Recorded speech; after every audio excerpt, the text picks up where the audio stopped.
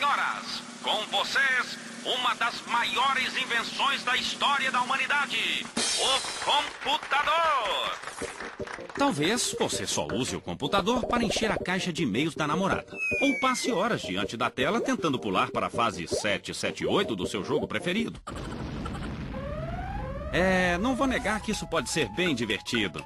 Mas o computador não é um console de jogo, nem um correio sofisticado de última geração. Muito menos uma caixa de som interativa. O computador é uma máquina criada para executar tarefas variadas com precisão e agilidade. Com ele, a gente pode escrever textos, fazer pesquisas, projetar um prédio, editar filmes, retocar fotos, conversar com os amigos, calcular, organizar informações, controlar todo o processo de fabricação de uma indústria. Só para citar algumas coisinhas. Mas como uma máquina como esta pode fazer tantas coisas? O que acontece aqui quando a gente pressiona uma tecla ou um mouse? A resposta está aqui dentro, em algum lugar. Achei! Senhores e senhoras, com vocês, o cérebro do computador. Ou seria o coração? Bem, o fato é que o microprocessador realiza praticamente todas as funções necessárias para o computador funcionar. Mas como uma peça tão pequena pode fazer tanta coisa? O microprocessador é formado por milhares de pecinhas como esta, os transistores. Dá até para fazer uma comparação com o nosso cérebro. O ser humano está o tempo todo usando os neurônios para guardar ou para processar uma informação. Pode ser uma coisa simples, como o número de telefone de casa, ou um pouco mais complicada, como escrever uma redação sobre o impacto da globalização na sociedade e a construção da pós-modernidade. Ufa, haja neurônio. O fato é que toda a informação circula no nosso cérebro por esta rede de neurônios. O computador não tem neurônios, claro, mas tem transistores, milhares deles reunidos em circuitos. É verdade que os transistores não são células, mas sim peças eletrônicas criadas pelo homem graças aos seus neurônios, diga-se de passagem. E assim, como um só neurônio não serve para muita coisa, um transistor sozinho também não ajuda muito. Para falar a verdade, os caras que inventaram o transistor nem sabiam muito bem o que fazer com ele. Mas ao criar uma rede de transistores, o homem resolveu um grande desafio. Como processar informações com agilidade e segurança sem precisar de muito espaço. E assim como a gente usa a rede de neurônios para entender a quântica e a globalização, o computador usa os transistores para abrir um programa, mudar a fonte do texto, salvar uma foto ou simplesmente dar um ponto final. Se estes caras não tivessem inventado o transistor, esta turma não tivesse a ideia de juntar os transistores em circuitos, e este aí não tivesse reunido estes circuitos em microprocessadores, você provavelmente não estaria usando este computador. Mas algo mais parecido com isto.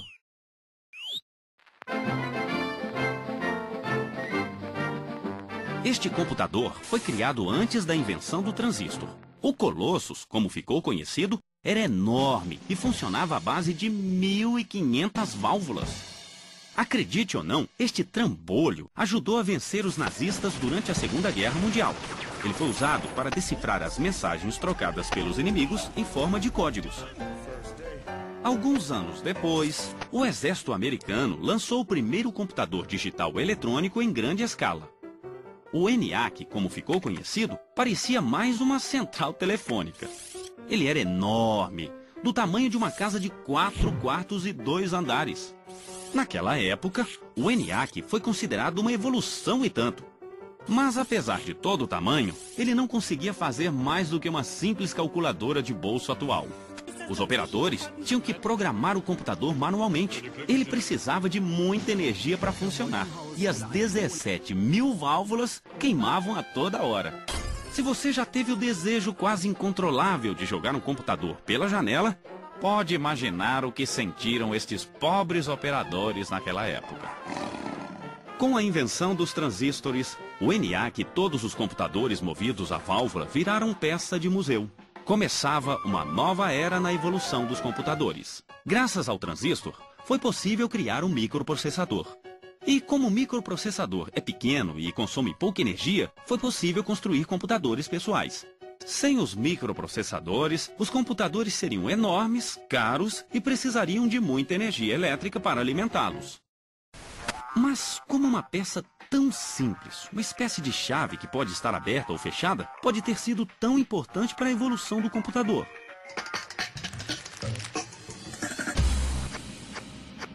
É aí que entra a matemática.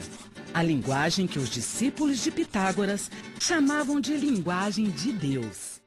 Porque o bom e poderoso computador, na verdade, só sabe fazer uma coisa: calcular. Para calcular, nós usamos o sistema decimal formado por 10 dígitos. Isso é bem prático, já que nós temos 10 dedos. O computador não tem dedos, mas sim transistores. E o transistor só tem duas opções. Ele pode estar ligado ou desligado, com ou sem corrente elétrica. Seguindo este raciocínio, alguns programadores chegaram à conclusão de que seria bem mais fácil se o computador trabalhasse apenas com 2 dígitos. E por isso, adotaram um sistema binário. Com corrente elétrica, o transistor fica aberto, o que na linguagem do computador significa o número 1. Sem corrente, o transistor fica fechado, o que na linguagem do computador significa 0. Vamos pensar no transistor como uma lâmpada. Apagada, temos o 0. Acesa, o 1. Ou seja, temos apenas 2 possibilidades.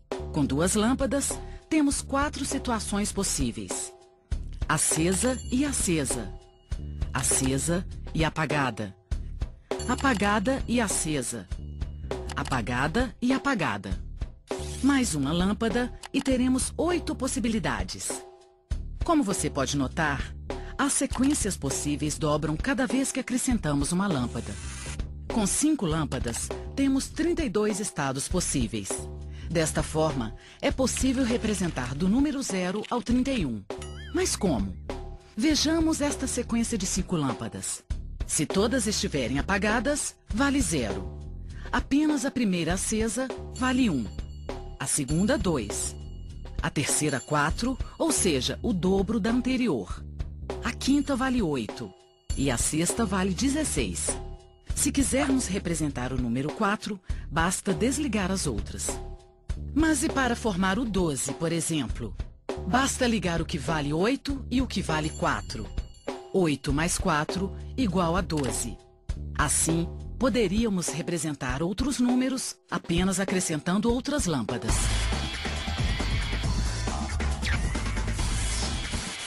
O sistema binário não é nenhuma novidade. Há mais de 2.000 anos, matemáticos indianos já imaginaram um sistema numérico representado apenas por zeros e uns. Outros teóricos ajudaram a sistematizar esse sistema ao longo dos séculos.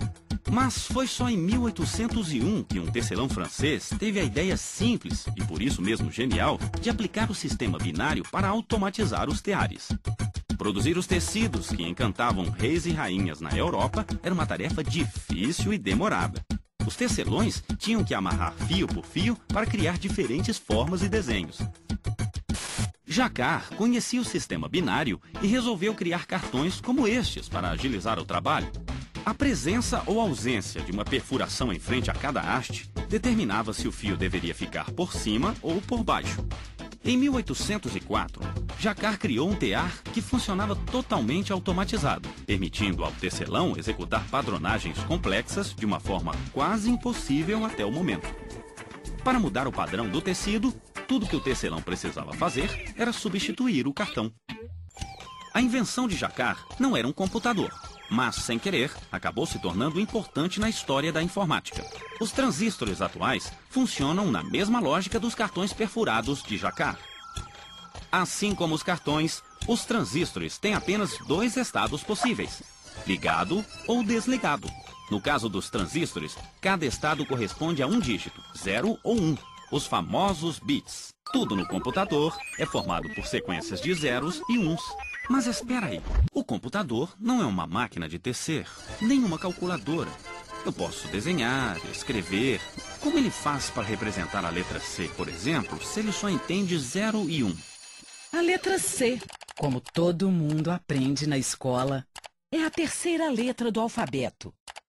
Ela vem antes do D e logo depois do B e serve para formar um monte de palavras. Mas para o computador, a letra C não existe. Porque para o computador, a letra C é um número formado por sequências de zeros e uns, os bits. E assim como o computador não precisa aprender o alfabeto, o ser humano também não precisa entender o código do computador. Porque o teclado faz esse meio de campo entre nós, seres humanos alfabetizados, e ele, o computador digital.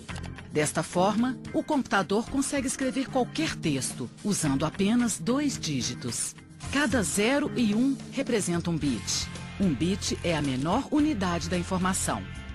E assim como alguém decidiu que um conjunto de 12 forma uma dúzia, definiu-se que um conjunto de 8 bits seria igual a um byte. E pensar que é possível representar tanta coisa apenas com bytes, ou seja, com sequências de zeros e uns. Esta foto aqui, ela tem 4 megabytes. Isso significa então que ela é formada por milhares de bytes, certo? Os computadores de hoje podem processar uma quantidade cada vez maior de bytes. Mas o primeiro computador digital, lançado em 1953, não chegava nem perto disso.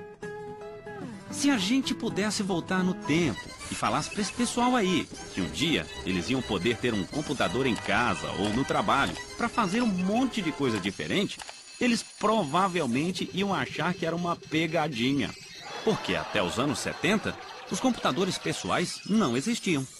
Os computadores ainda eram grandes e caros, ficavam guardados em salas especiais e poucas pessoas sabiam o que fazer com eles. Eram os mainframes, que não tinham nada a ver com nossos computadores atuais. Até que começaram a aparecer os primeiros computadores pessoais. Surgia aí uma nova geração de computadores. Tá certo que no começo eles pareciam mais um painel de avião, talvez. Estes aí não tinham nem monitor e se comunicavam com as pessoas através de luzes. Com o tempo, os computadores evoluíram. Ficaram mais práticos, mais ágeis, menores, diminuíram tanto que hoje cabem no bolso. Mas esta história ainda não acabou. Está em plena evolução e a próxima geração, bem, isso a gente vai ter que esperar para ver.